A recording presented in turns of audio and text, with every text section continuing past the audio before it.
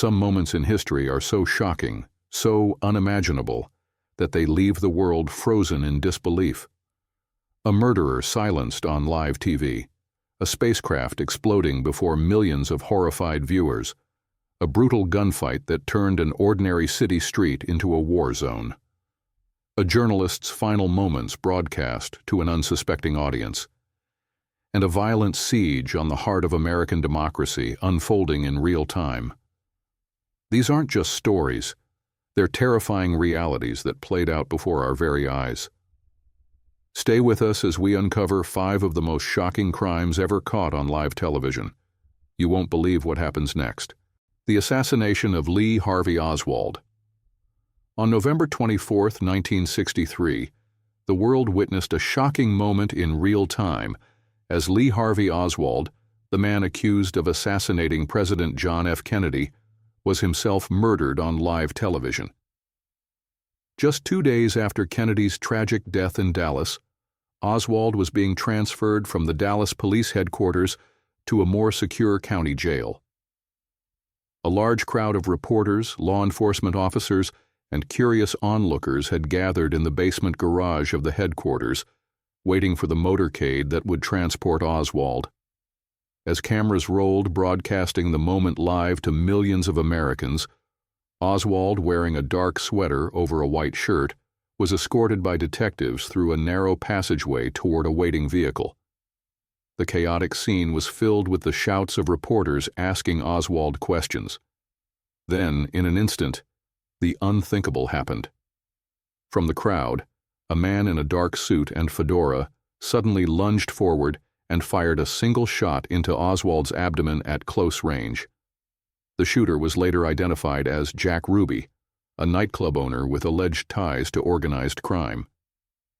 The entire scene unfolded before the eyes of stunned television viewers. The moment of the shooting was captured with absolute clarity, with Oswald visibly reacting to the force of the bullet before collapsing in pain.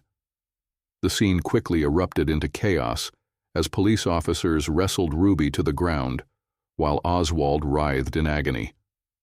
He was quickly placed onto a stretcher and rushed to Parkland Memorial Hospital, the same hospital where President Kennedy had been pronounced dead just 2 days prior. Despite the best efforts of medical personnel, Oswald succumbed to his injuries shortly after arrival. Jack Ruby's actions ignited a firestorm of speculation and conspiracy theories that persist to this day. Many questioned Ruby's motives, wondering if he was attempting to silence Oswald before he could provide any further information regarding Kennedy's assassination. Ruby himself claimed that he acted out of anger and a desire to spare Jacqueline Kennedy the pain of seeing Oswald go through a public trial. However, skeptics suggested that Ruby's mob connections and his ability to gain such close access to Oswald in a highly secure police environment pointed to a larger, more sinister plot. Some theorized that Oswald was part of a broader conspiracy, and that Ruby was ordered to eliminate him to prevent him from revealing any secrets. The event marked one of the earliest and most dramatic instances of a murder being broadcast live on national television. The shocking immediacy of the crime left an indelible mark on the American psyche. It also raised serious questions about the security lapses that allowed an armed man to get so close to one of the most infamous prisoners in U.S. history. In the aftermath, Ruby was quickly arrested and charged with murder. During his trial, he was convicted and sentenced to death, though the verdict was later overturned on appeal. Before a new trial could take place, Ruby fell ill and died of lung cancer in 1967. His death left many unanswered questions, fueling further speculation about the true motives behind Oswald's assassination. The assassination of Lee Harvey Oswald remains one of the most infamous moments in American history, not just for its shocking nature but for the deep and lingering suspicions it generated. The idea that the man accused of killing a president was himself murdered before he could stand trial only deepened the mystery surrounding Kennedy's death. Countless investigations, including the Warren Commission, attempted to provide definitive answers, but skepticism has persisted for decades. Even today, the footage of Oswald's murder remains one of the most disturbing and historically significant pieces of live television ever broadcast, a stark reminder of the unpredictability and violence that shaped a pivotal moment in U.S. history. The Challenger Space Shuttle Disaster. On the morning of January 28, 1986, millions of Americans tuned in to watch what was supposed to be a historic space mission. The launch of the Space Shuttle Challenger from the Kennedy Space Center in Florida was highly anticipated, not only because it was another step in NASA's ambitious space program, but also because it featured Christa McAuliffe, a high school teacher from New Hampshire, who was set to become the first civilian in space. Schoolchildren across the United States were watching the live broadcast in classrooms, excited to see a teacher take part in a space mission. Families, reporters, and space enthusiasts gathered in large numbers to witness what was expected to be a routine yet inspiring event. However, within seconds, the world would witness one of the most horrifying and tragic disasters in the history of space exploration. At exactly 11:38 a.m. Eastern Standard Time, the Challenger lifted off from the launch pad, ascending into the clear blue sky. The initial moments seemed flawless, with the shuttle soaring as expected. But just 73 seconds into the flight, disaster struck. Without warning, the shuttle suddenly exploded in mid-air, erupting into a massive fireball as shocked spectators on the ground and millions of television viewers watched in disbelief. Debris scattered in all directions, and two white trails of smoke split apart as what remained of the spacecraft disintegrated against the backdrop of the sky. The live broadcast, meant to showcase human achievement, had instead turned into a real-time horror. NASA's control room went silent, and commentators, initially unsure of what had just occurred, struggled to process the tragedy unfolding before their eyes. The explosion killed all 7 crew members instantly: Commander Francis R. Scobie, pilot Michael J. Smith, mission specialists Ronald McNair, Alison Onizuka, and Judith Resnick, payload specialist Gregory Jarvis, and Christa McAuliffe. In classrooms across America, children who had been eagerly watching their teacher embark on this incredible journey were suddenly confronted with an incomprehensible catastrophe. Parents and teachers scrambled to explain what had happened, and the once celebratory atmosphere turned to shock and grief. NASA, stunned by the loss, immediately halted all shuttle operations and began a rigorous investigation into the cause of the disaster. The subsequent investigation, led by the Rogers Commission, revealed that the explosion was caused by the failure of an O-ring seal in the right solid rocket booster. The O-ring, a small but crucial component, failed to function properly due to unusually cold temperatures on the morning of the launch. This allowed hot gases to escape, leading to the structural disintegration of the shuttle. Even more devastating was the revelation that NASA had been warned about the potential risks prior to launch. Engineers from Morton Thiokol, the company responsible for the booster rockets, had expressed concerns that the cold weather could compromise the O-rings, but their warnings were ultimately overruled by NASA officials under pressure to keep the mission on schedule. This negligence and failure to act on clear warnings only deepened the public's sense of outrage and sorrow. The Challenger disaster had a profound impact on space exploration, leading to a temporary suspension of the shuttle program and prompting major reforms in NASA's safety protocols. It also changed the way space travel was perceived. What had once seemed like an exciting and routine venture suddenly felt dangerous and uncertain. The tragedy left an enduring mark on the American public, particularly for those who had watched the explosion unfold live on television. The image of the shuttle breaking apart mid-air, with its twin smoke trails spiraling downward, remains one of the most haunting moments ever captured on live television. It was a stark reminder of the risks inherent in pushing the boundaries of human achievement and the devastating consequences of prioritizing schedules over safety. In the years that followed, NASA took significant steps to improve its safety measures, ensuring that such a disaster would never happen again. The Challenger crew was honored in numerous ways, with memorials established to commemorate their bravery and sacrifice. Krista McAuliffe, whose presence on the shuttle had inspired so many, became a symbol of courage and dedication to education. Despite the tragedy, the Challenger disaster served as a painful but necessary lesson, reshaping the future of space exploration. While the pain of that day has never truly faded, the legacy of the Challenger crew lives on, reminding the world of both the triumphs and the risks of reaching for the stars. The Los Angeles bank robbery shootout. On February 28, 1997, Los Angeles became the site of one of the most intense and violent shootouts in U.S. history, when two heavily armed bank robbers engaged in a prolonged gun battle with police outside a North Hollywood branch of Bank of America. The incident, later known as the North Hollywood Shootout, was unlike anything law enforcement had encountered before, as the robbers, clad in full-body armor and wielding automatic weapons, exchanged hundreds of rounds with outgunned police officers. The event, which played out on live television, left viewers stunned as they witnessed one of the most dramatic real-life gunfights ever caught on camera. The chaos began at approximately 9:17 a.m., when the two robbers, Larry Phillips Jr. and Emil Matasareanu, entered the Bank of America branch on Laurel Canyon Boulevard. Armed with illegally modified AK-47s, AR-15s, and other high-powered rifles, they carried out a meticulously planned heist, intending to make off with hundreds of thousands of dollars. Wearing heavy body armor and carrying multiple drum magazines filled with armor-piercing rounds, they were prepared for a violent confrontation. As they looted the bank, a nearby patrol officer noticed their suspicious activity and radioed for backup. Within minutes, dozens of LAPD officers arrived at the scene, unknowingly about to engage in one of the most dangerous gunfights in modern law enforcement history. As the robbers exited the bank, they were met by a swarm of police officers who immediately attempted to subdue them.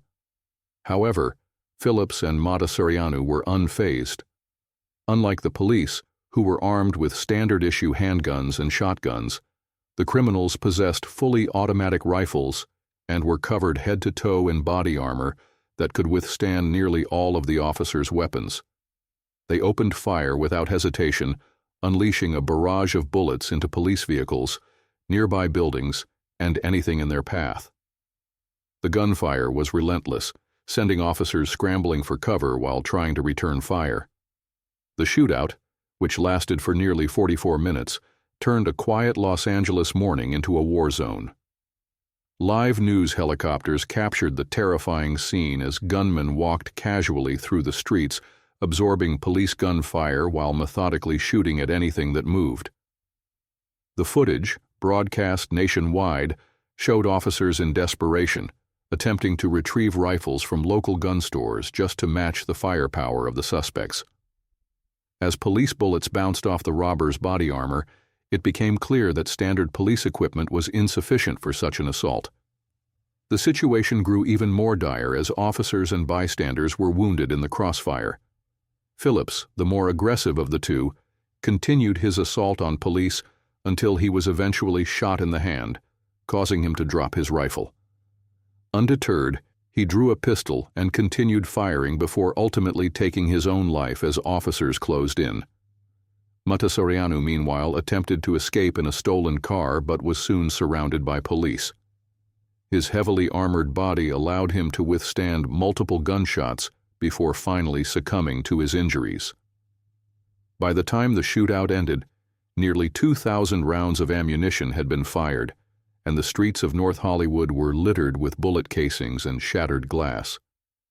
The aftermath of the North Hollywood shootout sparked a nationwide conversation about law enforcement's preparedness for such extreme situations. The LAPD, realizing how ill-equipped their officers had been, pushed for the adoption of higher-caliber weapons and better protective gear, ensuring that police would never again be outmatched by criminals in such a manner. The event also influenced police tactics and training, emphasizing the need for more advanced weaponry and immediate tactical responses in high-threat situations. Despite the destruction and chaos, no civilians were killed in the shootout, though multiple officers and bystanders sustained injuries. The sheer intensity of the battle, captured on live television, left a lasting impact on law enforcement and the general public. It exposed the vulnerabilities of police forces when dealing with well-equipped criminals and demonstrated the terrifying potential of modern firearms in the hands of those willing to use them recklessly. The North Hollywood shootout remains one of the most infamous confrontations in American crime history, a stark reminder of the dangers law enforcement officers face and the ever-evolving nature of criminal activity.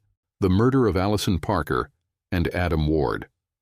On the morning of August 26, 2015, viewers of WDBJ-7, a local news station in Virginia, were watching a routine live broadcast when their screens suddenly captured an unthinkable act of violence. Reporter Alison Parker and cameraman Adam Ward were conducting a live interview at Bridgewater Plaza, a popular shopping and recreational area in Moneta, Virginia. The segment seemed like any other local news story, featuring Parker speaking with Vicki Gardner, the executive director of the local Chamber of Commerce, about tourism in the area. Without warning, a gunman approached and opened fire, murdering Parker and Ward in real time as horrified viewers and news staff at the station watched helplessly. The attack happened so quickly that at first, those watching did not immediately understand what was happening. A series of loud gunshots rang out, and Parker could be seen screaming and trying to flee before collapsing. The camera, operated by Ward, fell to the ground, capturing blurry, chaotic images before the feed abruptly cut back to the stunned anchors in the WDBJ-7 studio.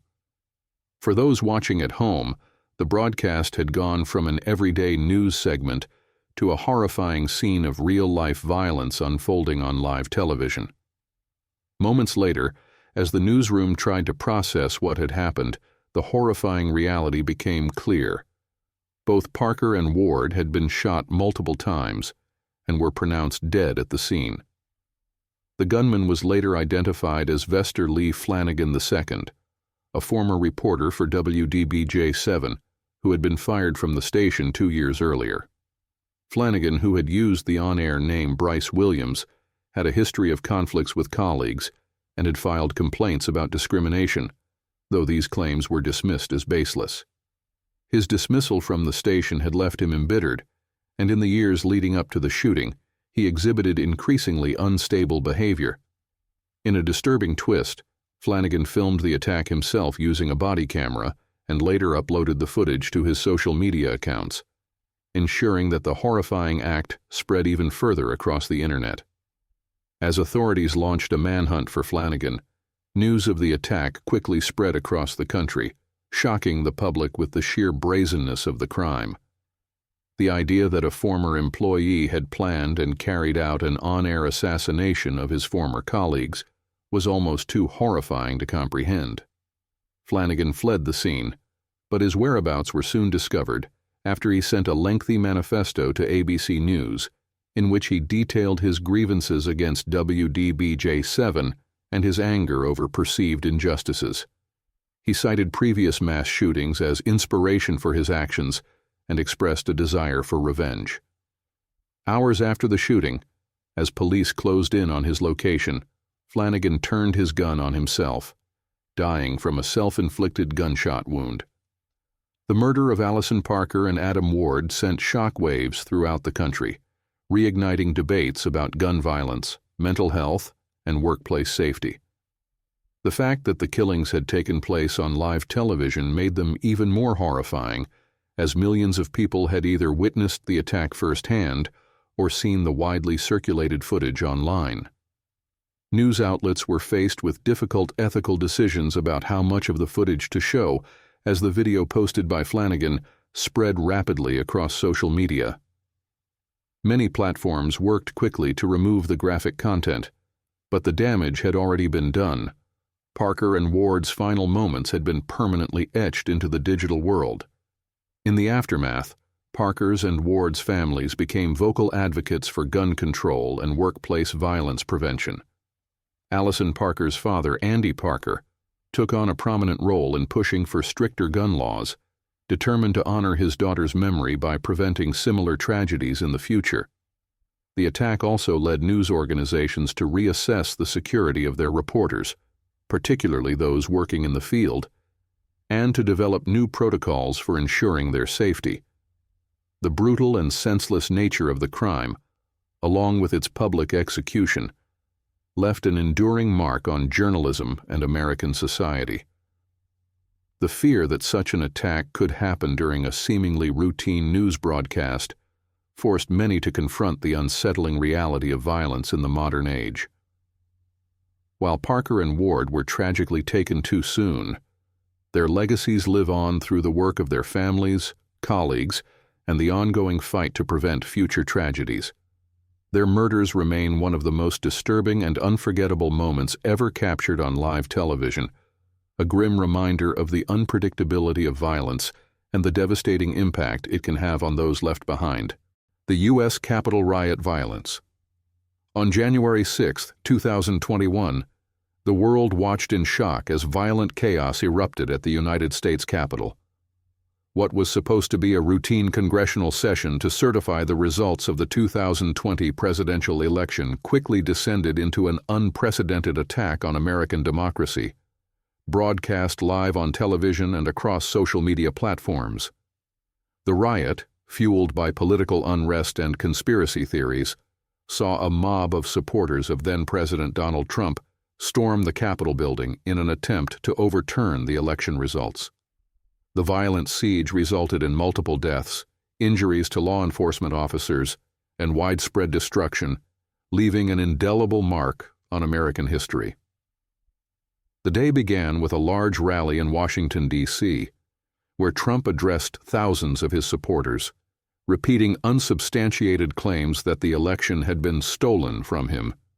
Encouraged by his words, many in the crowd marched toward the Capitol, where lawmakers had gathered to formally count the Electoral College votes. As the afternoon unfolded, tension escalated. Security barriers were breached, and an aggressive mob forced its way past overwhelmed Capitol police officers.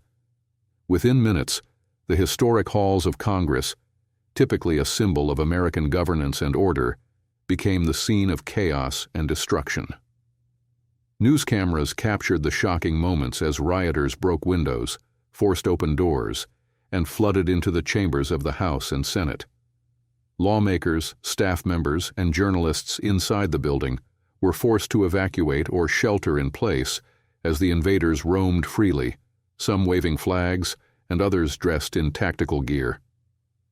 In one of the most surreal images of the day, a rioter wearing a horned fur hat and face paint, later identified as Jacob Chansley, stood on the Senate floor, posing triumphantly for cameras.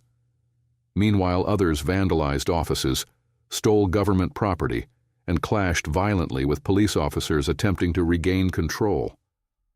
As the riot escalated, police were overwhelmed, with some officers physically assaulted while others were forced to retreat. One of the most disturbing moments occurred when rioters cornered and attacked officers, including Capitol Police Officer Brian Sicknick, who later died from injuries sustained during the assault. Another harrowing scene unfolded when rioters attempted to breach a secure area where lawmakers had been evacuated. Capitol police officers shot and killed a rioter, Ashley Babbitt, as she tried to climb through a broken door leading to the Speaker's lobby. The live footage of her being shot and the immediate reaction of those around her added another layer of horror to an already shocking day. The insurrection was broadcast in real time on national television and streamed across social media platforms, allowing millions to witness the sheer scale of the violence as it unfolded. As footage spread, world leaders condemned the attack, and Americans watched in disbelief as one of the nation's most sacred institutions came under siege. Hours after the riot began, the National Guard and additional law enforcement reinforcements arrived, slowly pushing the mob out of the Capitol. By the evening, the building was secured and lawmakers reconvened to certify the election results, determined to complete the democratic process despite the unprecedented attack. In the aftermath, the consequences were severe. More than 140 police officers were injured, and 5 people lost their lives as a direct result of the riot. Hundreds of participants were later arrested and charged with crimes ranging from trespassing to assault and even seditious conspiracy. The event led to the second impeachment of Donald Trump, as lawmakers accused him of inciting the insurrection. In the years that followed, investigations into the riot revealed the extent of the planning and coordination behind the attack, as well as intelligence failures that allowed it to happen. The Capitol riot of January 6th remains one of the most shocking and consequential events in modern American history. It exposed deep divisions within the country and raised serious concerns about the fragility of democracy in the face of political extremism. The fact that the violence was broadcast live made it all the more terrifying, as Americans and the world watched in real time as the heart of the U.S. government was under attack. The images of rioters scaling the Capitol walls, storming the halls of Congress, and engaging in brutal clashes with police are now permanently etched into the nation's memory.